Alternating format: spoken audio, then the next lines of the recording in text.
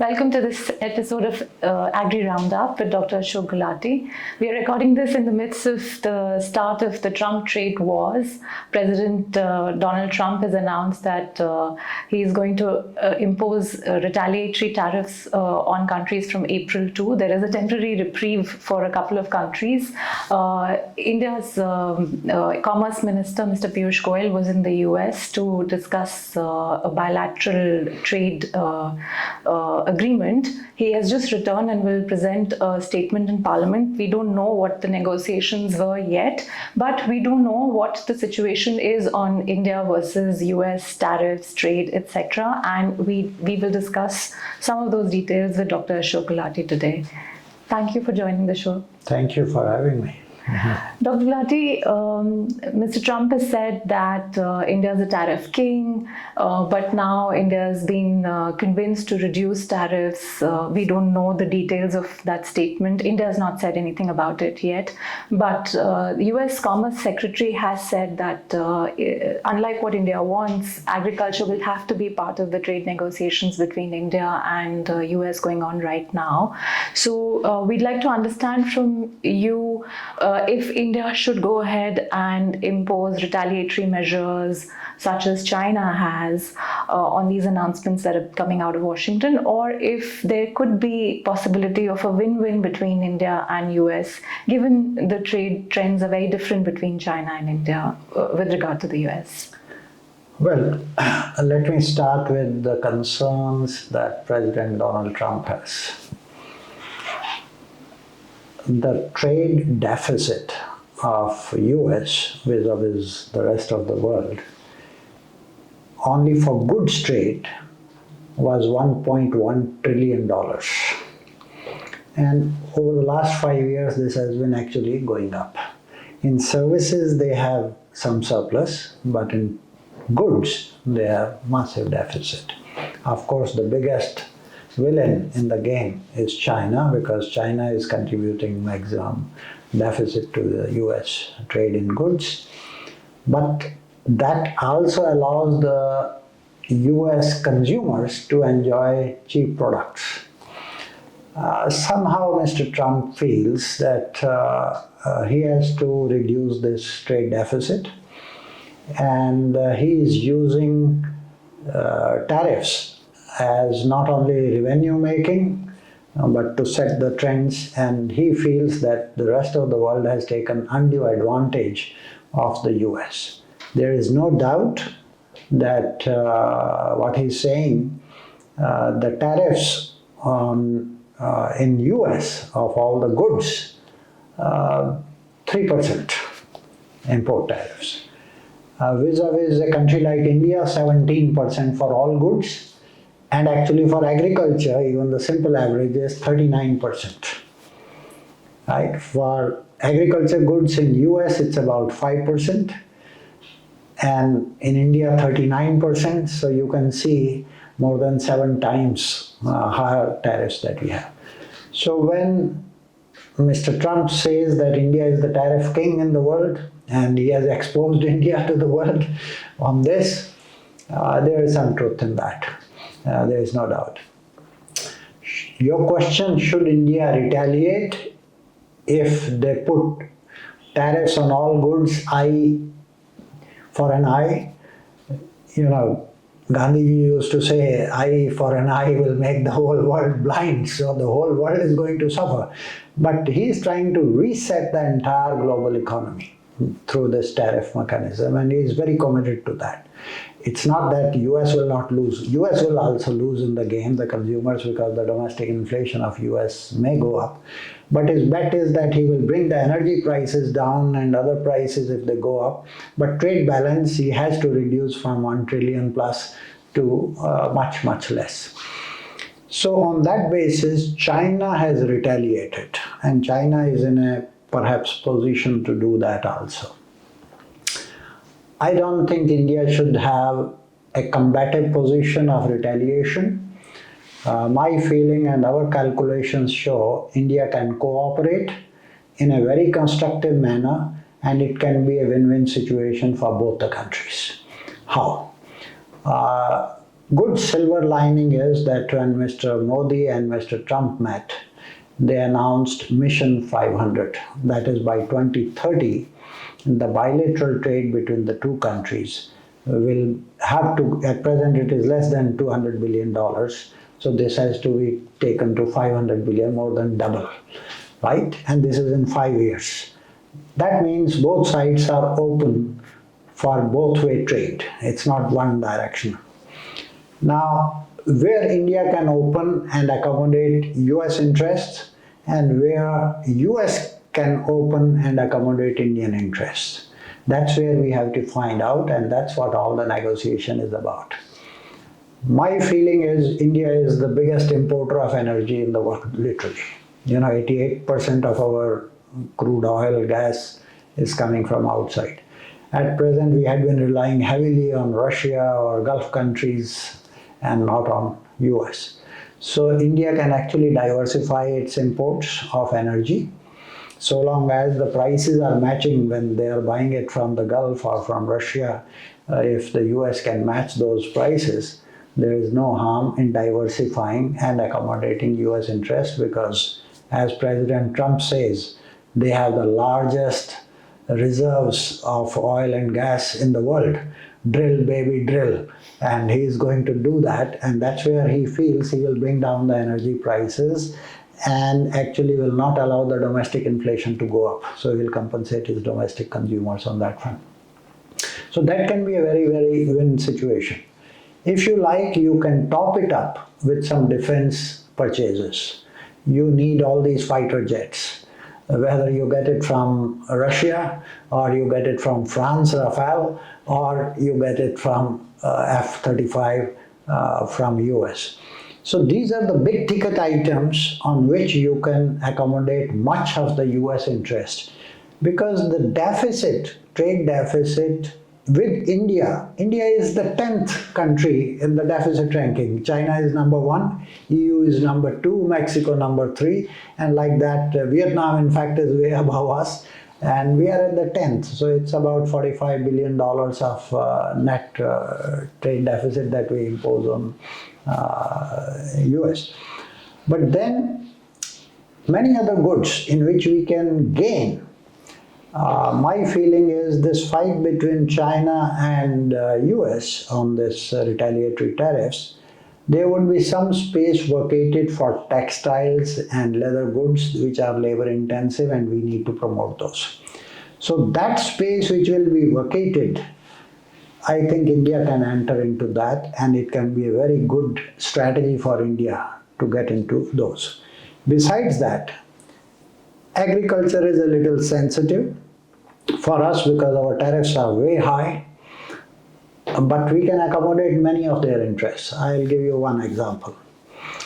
At present, we have whiskey at 150% tariff.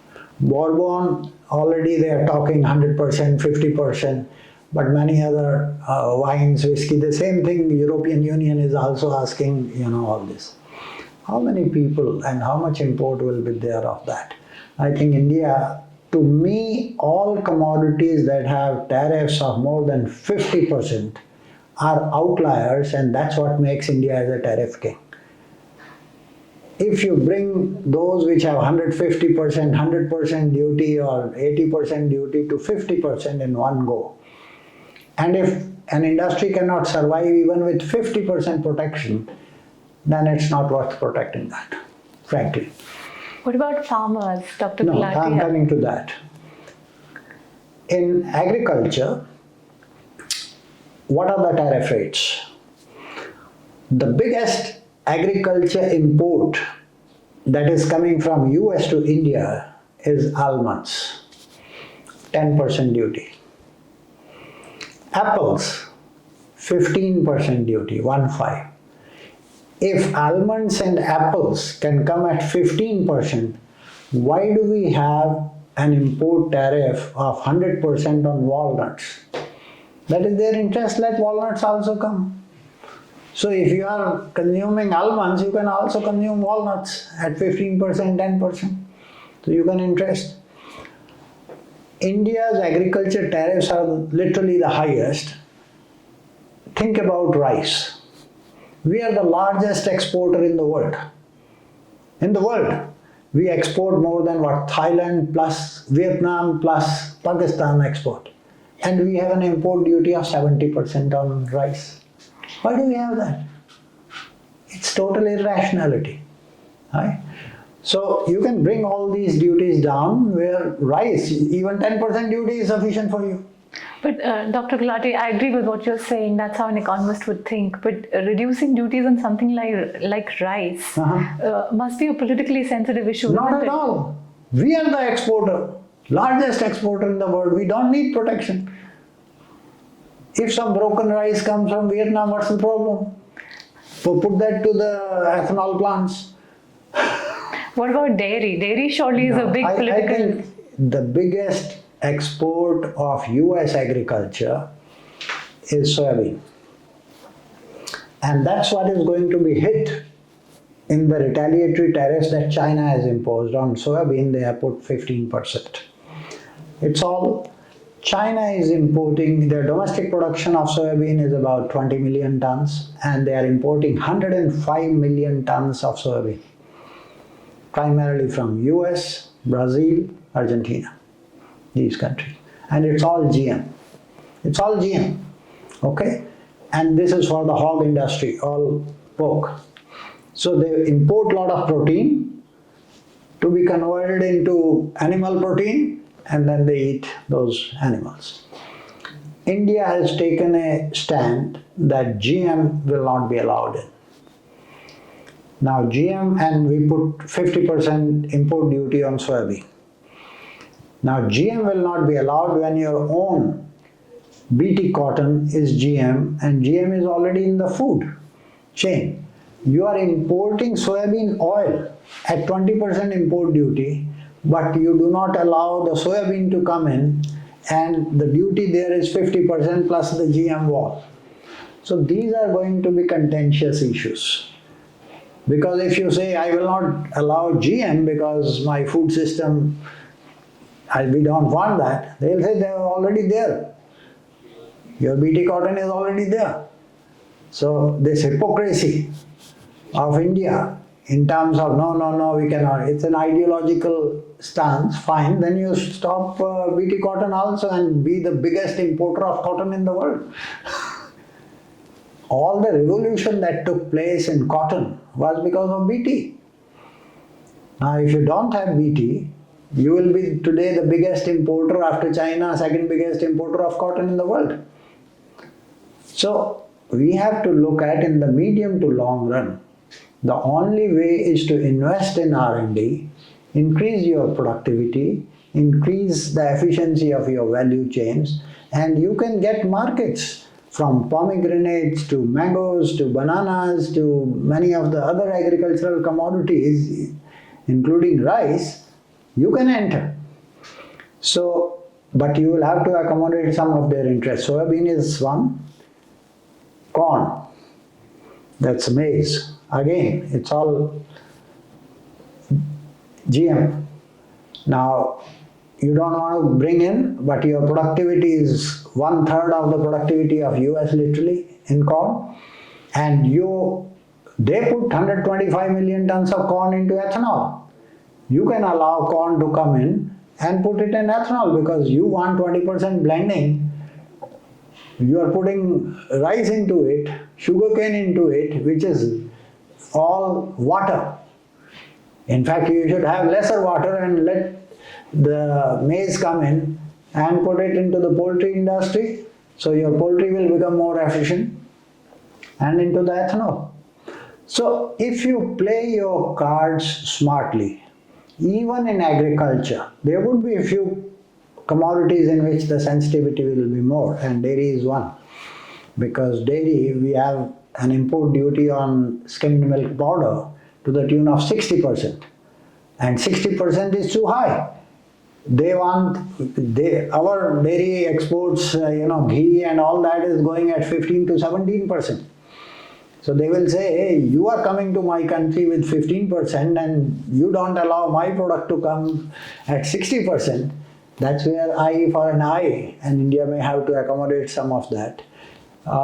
we'll see how far, but I think the broader thing is we will satisfy them on energy, on defense, and some of those which are less sensitive, like walnuts or whiskey or others.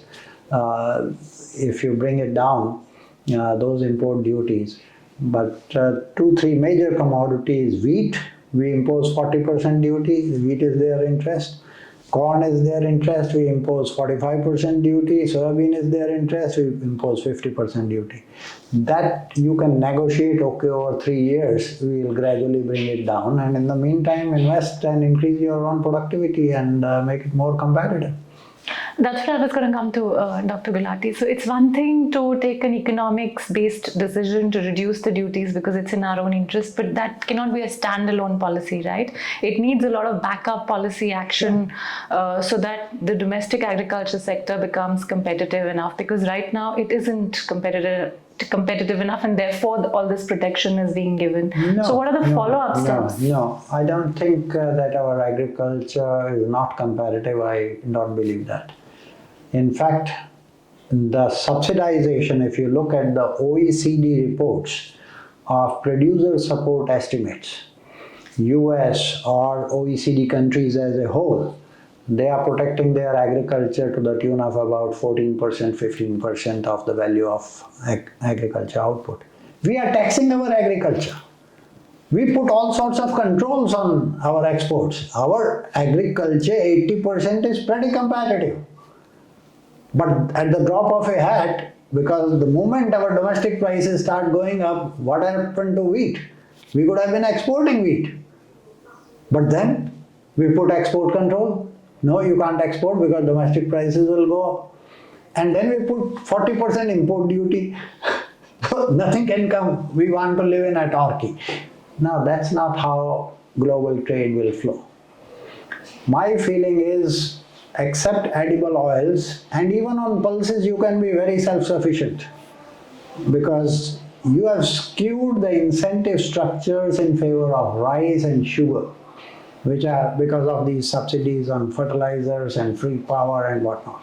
So the profitability in extremely water-intensive crops is in rice, in sugarcane, and that's where we have all the surpluses. Okay? If you get your incentive structures crop neutral, you will not have difficulty at all in having self-sufficiency in pulses and even something better in oilseeds as a whole. But palm oil being the cheapest, and that's not the US interest, that's all coming from Indonesia and Malaysia. That's the cheapest. So you want the cheapest oil, may not be the best oil, but you have to feed the masses, and you don't have enough land to create that much of self-sufficiency in edible oils. So you are importing that. So they will not push you for that, but their soya oil is already coming. And soya oil is coming at 20% import duty. And it's all GM. Dr. Gulati, what I was saying is that just doing these tariff measures by themselves will not be enough. A lot of follow-up overhaul of agriculture policy, from what I understand, that's a is required. basic thing. That's the at present our policy. You look at the entire budget of the Ministry of Agriculture, plus animal husbandry, fishery, forestry, is 1.49 trillion rupees. Fertilizer subsidy alone is more than this. So our whole budget is tilted towards subsidies, and they are creating massive problem, environmental problems, soil degradation, water degradation, not enough return on that, lot of leakages. So you need to change the basic structure from subsidy-led policies to more investment and R&D and innovation-led policies. That is what will make you competitive, and that's what the vision of Viksit Bharat has to be. Not this revdi culture that we are developing or distributing money everywhere. That's not a long-term or medium-term strategy. These are all vote gimmicks, Right. and that's not a very sustainable and not an efficient way of spending money. To summarize, Dr. Gulati, if you could give us a list of the low-hanging fruit in agriculture, especially where you think that without giving away much, India can accommodate US demands, and then some of the others which come next in the list where by doing some of this policy overhaul, we can then offer to the US over a period of time some of these concessions. Our fruits and vegetables are competitive, and many of these, as I said, at present, US is the biggest market of bananas, and they are getting from Ecuador. Almost 30% of the imports in US are coming from a little country called Ecuador. We can do that. We are the largest producer of bananas in the world, but you have to follow up the sanitary and phytosanitary measures and the inspections. So on those trade facilitation points, if you work on that, for your bananas, for pomegranates, for your mangoes, this can benefit our farmers. Grapes. Okay? So you have to commodity by commodity look at where we can gain and our farmers can get a better price, including rice. Okay? They have been trying to copy our basmati with taxamati and kasmati and whatnot. So we have to give them real taste. Of course, rice is going all this, our Indian diaspora from Andhra and others, Pony rice and others, all going quite a bit. Overall, no doubt, US tariffs are the lowest, one of the lowest in the world. And all others are 2 times, 3 times, 4 times. In case of India, agriculture, we are 7 times. So we will have to rationalize that. And there would be some inflow of certain commodities, and you have to negotiate. Like I said, wheat could be sensitive, corn, soybean, that is their big interest. But many others, walnuts and all that, why have 100% duty? Let it come. Right. Thank you. Thank you.